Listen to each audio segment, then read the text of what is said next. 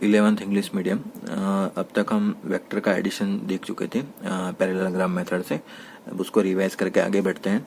तो स्टूडेंट ऐसा था कि आपके पास ये वेक्टर ए था, उसके साथ आपका वेक्टर बी ऐसे जुड़ा हुआ था।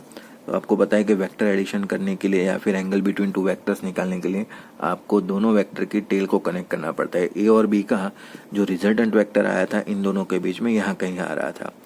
अब इन दोनों के बीच का एंगल आपको याद होंगे, ए और आर के बीच का जो एंगल था वो था आपका अल्फा, बी और आर के बीच का जो एंगल था वो था आपका बीटा, और इन दोनों के बीच का जो एंगल है वो बनता है थीटा, ए और बी का। अब तो मतलब अल्फा प्लस बीटा आपने वहां पर लिखा था थीटा, ठीक है। अब इसको आपने पूरा पैरेललोग्राम कंप्लीट किया था, तो ये बी था, तो ये भी आपका क्या होता है, बी होता है। अगर परपेंडिकुलर लाइन यहाँ से बना लीजिए तो ये एंगल थीटा, तो आपका ये एंगल भी क्या हो जाएगा, थीटा। तो ये ऑपोजिट साइड में ये बी, तो बी की ऑपोजिट साइड क्या होती है, हाइपोटेनियस की, तो ये लिखा जाता है b sine theta. Adjacent side को क्या लिखा जाएगा, बी कॉस थीटा है। तो यहाँ पर ये जो आपका राइट एंगल ट्राइंगल बन रहा है यहाँ से लेकर यहाँ तक का, तो इसमें हम क्या करते हैं कि पाइथागोरस अप्लाई कर देते हैं। तो पाइथागोरस अप्लाई करने पर हमें क्या मिला था, देखिए ध्यान से, कि a plus B cos theta का whole square plus B sine theta का square is equal to R square, जो मुझे निकालना है आपका रिजल्टेंट वेक्टर।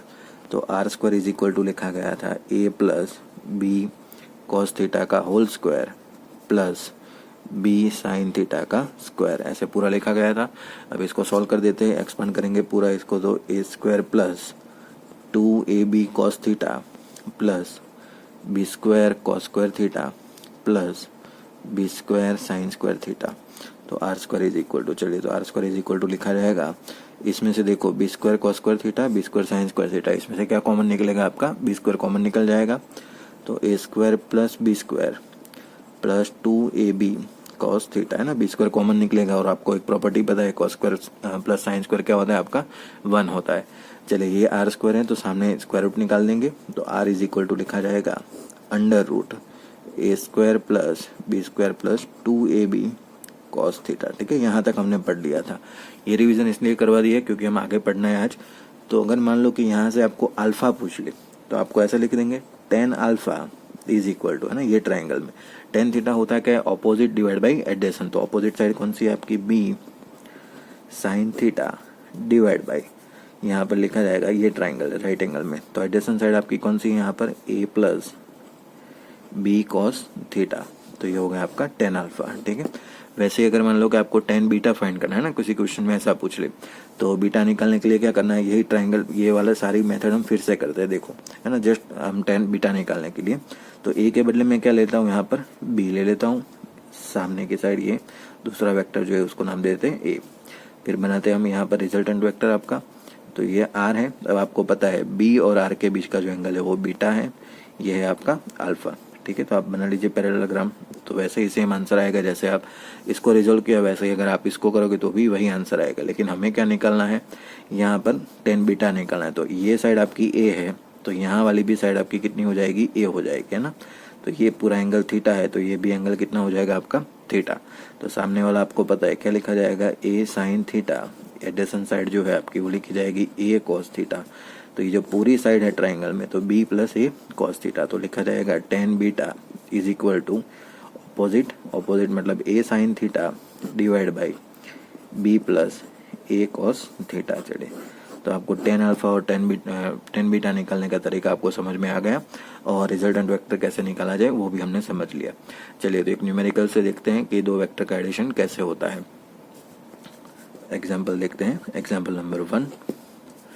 मान लो कि आपके पास कोई वेक्टर a है और a की वैल्यू है 5, b की वैल्यू है मान लीजिए 3, और दोनों का एडिशन करना है, और एंगल बिटवीन, डेटा में गिवन है angle between a and b is, मान लीजिए कि 90 डिग्री रख दीजिए, चलिए ना, फर्स्ट एग्जांपल आसान लेते हैं, तो 90 डिग्री। चलिए तो आपको करना क्या है, ये पूरी जो आंसर है, जो आपको डेटा है गिवन है ना, तो इसको यहाँ पर रखना है। चलिए तो रख देते हैं, r is equal to under root a square मतलब 5 का स्क्वायर प्लस बी स्क्वायर मतलब 3 का स्क्वायर प्लस 2ab मतलब 5 इंटू 3 इंटू कॉस यहाँ पर 90, एंगल ए एंड बी, ये जो थीटा है वो किसके बीच का एंगल है, देखो ध्यान से, ए और बी के बीच का। तो यहाँ पर डेटा में गिवन है आपको ए और बी के बीच का एंगल जो है वो 90 डिग्री दिया है, तो कॉस 90, ठीक है।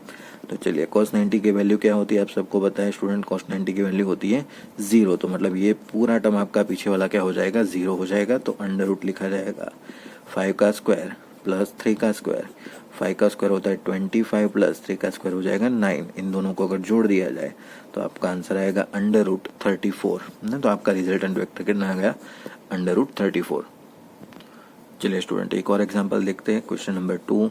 अगर मान लो कि आपके पास कोई वेक्टर है ए और इसकी वैल्यू है आपके पास 3, दूसरा वेक्टर है कोई आपका बी जिसकी वैल्यू है 4, and angle between a and b is given by मान लीजिए 90 डिग्री ना। फिर से आसान सा क्वेश्चन लेते हैं, उसके बाद टफ पे जाएंगे। तो 90 डिग्री है दोनों के बीच का एंगल, तो चलिए वैल्यू पुट कर लेते हैं। आर इज इक्वल टू लिखा जाएगा अंडर रूट ए स्क्वायर मतलब 3 का स्क्वायर प्लस बी स्क्वायर मतलब 4 का स्क्वायर प्लस 2ab मतलब 3 into 4 into cos 90 degree, angle between a and b. तो ये ना बी का बीच का जो एंगल है आपको दिया गया है 90 डिग्री।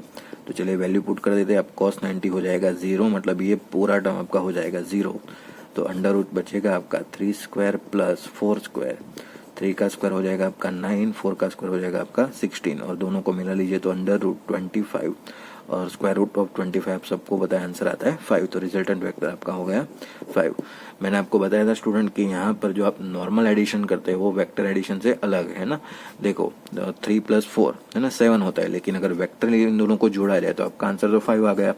तो मैंने आपको कहा था कि वेक्टर की 3 प्रॉपर्टी होती है। तीनों प्रॉपर्टी कौन सी होती है कि उसके पास डायरेक्शन होनी चाहिए, उसके पास मैग्नीट्यूड होना चाहिए, और तीसरा वो वेक्टर लॉ को भी फॉलो करना चाहिए है ना। तो वेक्टर लॉ ये रहा आपका। तो अगर उसका एडिशन या फिर सब्ट्रैक्शन किया जाए तो ये जो एडिशन और ये दोनों है तो ये भी उसका सही बैठना चाहिए, इसके हिसाब से वो आना चाहिए, ठीक है। अगर ये सेट नहीं हो रहा है तो आपकी वो क्वांटिटी जो है फिजिकल क्वांटिटी वो वेक्टर क्वांटिटी नहीं कहलाएगी। चलिए और एक एग्जांपल लेते हैं, एक दो आज प्रैक्टिस करते हैं, उसके बाद क्या करेंगे नेक्स्ट लेक्चर में हम जो 12th में इंपॉर्टेंट है इसके बारे में डिस्कस करेंगे कि अगर दो वेक्टर की वैल्यू सेम है तो शॉर्ट ट्रिक सीखेंगे कि डायरेक्ट आंसर कैसे निकाला जाए, है ना। 11th में भी आपको ग्रेविटेशन वाले चैप्टर में ये काम लगेगा। तो अभी से हम वो ट्रिक सीख लेते हैं तो आपको वहाँ पर प्रॉब्लम नहीं होगा, जल्दी से आपको समझ में आ जाएगा। चलिए एक और एग्जाम्पल लेते हैं, एग्जाम्पल नंबर 3। अब कुछ एंगल चेंज करेंगे तो थोड़ा अलग होगा। Vector a is given bye 4, vector b is given by 5, and then angle between theta a and b is given by theta is equal to 60 degree. चलिए है ना 60 डिग्री मान लेते हैं। चलिए तो स्टार्ट करते हैं।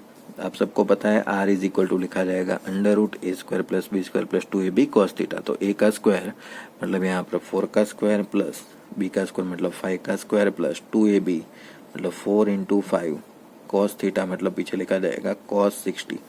चलिए तो लिखते हैं पूरी वैल्यू, अंडर रूट 4 का स्क्वायर हो जाएगा आपका 16 प्लस 5 का स्क्वायर हो जाएगा आपका 25 प्लस 2 4 इंटू 5, और यहाँ पर लिख देते हैं आपकी cos 60 की वैल्यू है ना। तो cos 60 की वैल्यू कितनी आती है आप सबको पता है स्टूडेंट, 1/2 होती है cos 60 की वैल्यू। चलिए तो यहाँ से ये 2 और ये 2 कैंसिल हो गया, तो लिखा जाएगा अंडर रूट 16 प्लस 25 प्लस 4 5 20, तो 20 और जुड़ जाएगा यहाँ पर। तो सबका समीशन कर देते हैं। चलिए तो देखिए सबका समीशन 25 प्लस 20 हो जाएगा आपका 45, 45 प्लस 16 मतलब 15 जोड़ दो तो 60 और एक और जोड़ दो तो अंडर रूट 61 आंसर आपका रिजल्टेंट वेक्टर का मिल जाएगा। चलिए एक दो आप ट्राई कीजिए अपने आप है ना। तो क्वेश्चन दे देते हैं, question number 4। Vector A is given by 6, vector b is given by 8, then find the resultant vector if angle between a and b is theta is 90 degree. Okay तो इसमें रिजल्टेंट वेक्टर निकालिए। दूसरा ये आसान वाला question है, फिर थोड़ा टफ लेते हैं। तो vector a is given by 10, vector b is given by 12, then angle if the angle between a and b is given by 60 degree, then find the vector addition या फिर रिजल्टेंट वेक्टर आर। ठीक है तो आप ये भी निकाल के ट्राई कीजिए। देखिए आसान वाला क्वेश्चन है, देखिए इसमें ट्रिपलेट से काम हो जाता है ना। 90 डिग्री है तो आपको पता है कि पाइथागोरस ट्रिपलेट बनेगा यहाँ पर। तो 6 8 10 आंसर आपका आना चाहिए है ना। और इसका आंसर आप अकॉर्डिंग टू इक्वेशन लाएंगे। ठीक है, तो कोई भी प्रॉब्लम हो तो आप कांटेक्ट कर सकते हैं। नेक्स्ट लेक्चर में हम इसकी शॉर्ट ट्रिक सीखेंगे। अगर दो वेक्टर सेम है तो हम डायरेक्ट आंसर कैसे लिखना चाहे, है ना, तो डायरेक्ट आंसर लिखने के तरीके हम देखेंगे यहाँ पर। ये हो गया आपका मैथमेटिकल स्टेप सारा, है ना, लेकिन शॉर्ट ट्रिक में तो हम कैसे यूज़ करेंगे वो हम नेक्स्ट लेक्चर में देखेंगे।